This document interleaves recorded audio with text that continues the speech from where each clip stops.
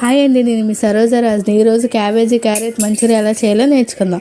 ముందుగా cabbage carrot తురుముకోవాలి. దాంట్లో onions, పచ్చిమిర్చి, అల్లం వెల్లుల్లి పేస్ట్, సాల్ట్, కారం, గరం మసాలా. నా ఛానల్ కనుక మీరు ఫస్ట్ టైం చూస్తున్నట్టయితే ప్లీజ్ సబ్స్క్రైబ్ చేయండి. 2 స్పూన్స్ మైదా, 2 స్పూన్స్ కార్న్ఫ్లోరు వేసి అసలు వాటర్ వేయకుండా క్యాబేజీలో ఉన్న నీళ్ళే సరిపోతాయండి. బాగా మిక్స్ చేసి ఉండలు చేసి పక్కన పెట్టేసుకోవాలి. ఇప్పుడు డీప్ ఫ్రైకి ఆయిల్ వేసుకొని ఈ బాల్స్ కూడా అందులో వేసేసుకొని డీప్ ఫ్రై చేయాలి. ఎర్రగా రావాలి, చూసారు, ఈ కలర్లోకి రావాలి.